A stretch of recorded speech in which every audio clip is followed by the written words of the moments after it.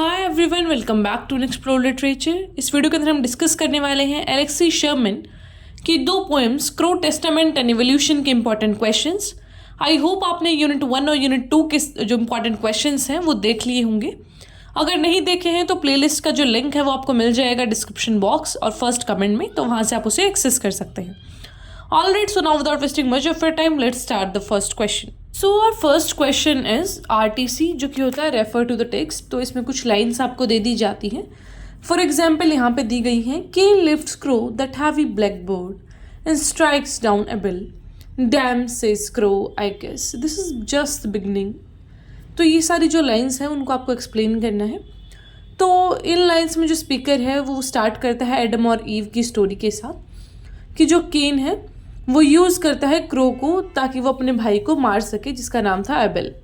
तो स्टार्टिंग से ही यहाँ पे सिंबल यूज़ किया गया है किस तरीके से जो वाइट मैन है वो क्रो का यूज़ कर रहे हैं विदाउट हिज कंसेंट, और जो एलेक्सी है उसने क्रो को एज अ वेपन भी पोर्ट्रे किया है। यहाँ पे जो क्रो है उसका एक सिंबल यूज़ किया गया है फॉर मिस ट्रीटमेंट। जो क्रो है यहाँ पे वो नेटिव पॉपुलेशन ऑफ अमेरिका को दर्शाता है। तो पूरा अगर हम कंक्लूजन देखें इस पैरा का तो वो ये दिखाना चाहता है कि जो बाहर के लोग आए हैं वाइट सेटलर, उन्होंने कैसे जो नेटिव पॉपुलेशन है उनको टॉर्चर किया, मिसट्रीट किया। ये मैंने पूरी पोएम के अंदर भी काफ़ी अच्छे से समझाया है। तो अगर आपको नहीं समझ आ रहा है ये अभी, so you can watch that video, वहाँ पे आपको पूरा एक कंक्लूजन मिल जाएगा इस पूरी पोएम का। फिर आता है second question, explain themes of identity and history in the pome crow testament. की जो पोइट्री है आपकी क्रो टेस्टामेंट, उसके अंदर आइडेंटिटी और हिस्ट्री का क्या थीम है उसे एक्सप्लेन करो। तो हमारी जो पोइट्री है ये, इसके अंदर बताया गया है नेटिव अमेरिकन स्पिरिट के बारे में कि इस तरीके से वो लोग कितना स्ट्रगल कर रहे हैं बिकॉज ऑफ द आउटसाइडर्स जो कि यूरोपियन सेटलर्स हैं। तो यहाँ पे कॉलोनियलाइजेशन, ऑपरेशन जैसी बातें की गई हैं in the struggle to maintain cultural identity. जो क्रो का जर्नी है वो रिफ्लेक्ट करता है टेंशंस इंडिविजुअल आइडेंटिटी और कलेक्टिव आइडेंटिटी के बीच। जो पोइट्री है वो पर्सनल एक्सपीरियंसेस को बताती है कि क्या क्या इश्यूज आते हैं ब्रॉडर हिस्टोरिकल और कल्चरल कॉन्टेक्स्ट में। फिर ये हिस्टोरिकल ट्रॉमास को भी बताती है कि जो नेटिव अमेरिकन हैं वो कितना कॉलोनियलिज्म की वजह से प्रॉब्लम फेस कर रहे हैं। डिस्पाइट उनके हिस्टोरिकल ट्रॉमास, उनके अंदर अभी भी वो एक पॉजिटिव स्पिरिट है कि हाँ कभी ना कभी तो चीज़ें बदलेंगी और हम अपनी हिस्ट्री और आइडेंटिटी को दोबारा से जी पाएंगे।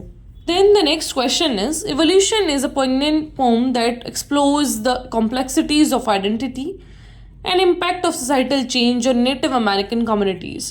कि जो evolution है वो एक ऐसी पोएम है जो कि आइडेंटिटी की कॉम्प्लेक्सिटीज़ और इम्पैक्ट ऑफ सोशल चेंजेस को नेटिव अमेरिकन पॉपुलेशन के ऊपर क्या इम्पैक्ट पड़ता है, इन सारी चीज़ों को एक्सप्लेन करती है। तो यहाँ पे आप कुछ ये 5-6 थीम मैंने दी हैं उनके थ्रू समझाएंगे इस पूरे क्वेश्चन को, आंसर देंगे उसका।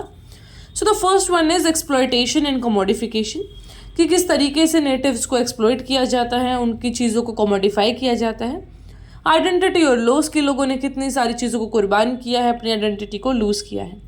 सेलिंग ऑफ कल्चर, जब हम देखते हैं कि वो एक पॉन शॉप खोल लेते हैं जहाँ पर सारी चीज़ों को गिरवी रखा जाता है, तो वो एक सेलिंग ऑफ कल्चर का सिंबल है।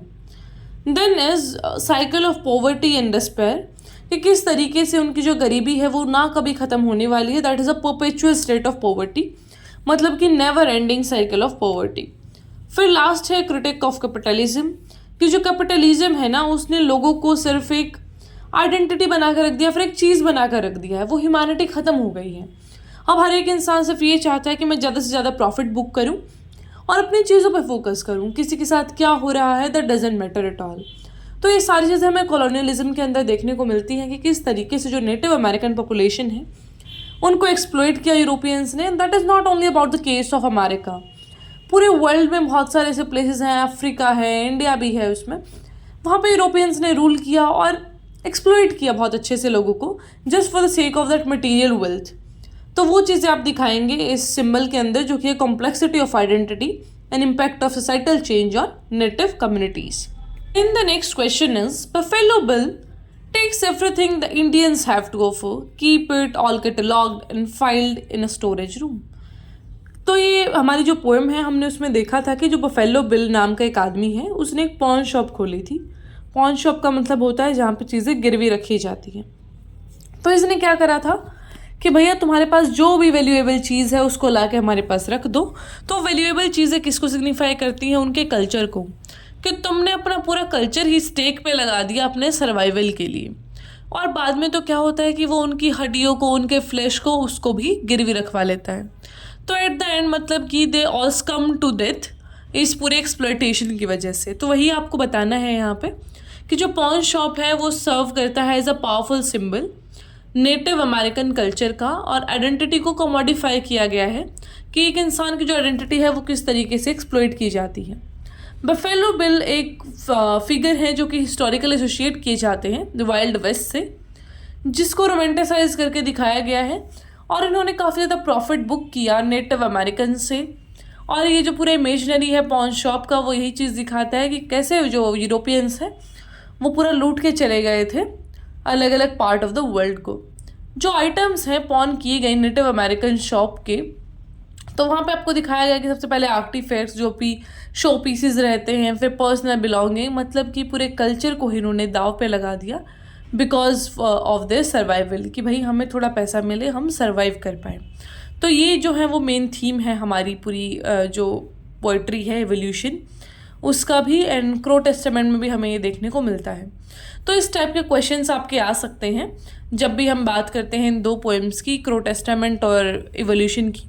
तो इनको आप याद कर लीजिएगा, एक आधी कोटेशन भी आप लर्न कर सकते हैं ताकि आप उसमें लिख सकें, बिकॉज कंटेंट थोड़ा पढ़ ही जाता है। बिकॉज अगर 15 नंबर का क्वेश्चन आता है, 10 नंबर का क्वेश्चन आता है, तो आप कितना ही लिखोगे, थीम तो एक दो ही होती है। तो you have to a little bit exaggerate the things, कि ऐसा हुआ था वैसा हुआ था, एक आधी कोट वोट लिख दो फिर उसको एक्सप्लेन करने लग जाओ।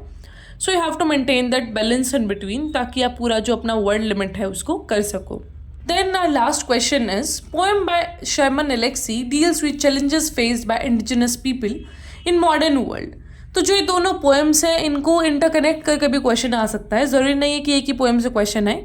तो यहाँ पे क्वेश्चन यही है कि आप दोनों पोइट्री की थीम्स बताइए, और इस बात से आपको लिंक करना है कि जो नेटिव पीपल हैं उनको मॉडर्न वर्ल्ड में कितना प्रॉब्लम फेस करना पड़ता है। तो यहाँ पे आप exploitation, cultural loss, identity, resilience इनकी बात कर सकते हैं, और बात कर सकते हैं आप हिस्टोरिकल इनजस्टिस की और मॉडर्न स्ट्रगल्स की, कि लोग किस तरीके की प्रॉब्लम फेस करते हैं मॉडर्न वर्ल्ड में। Alright, so this was all about the important questions of this third unit.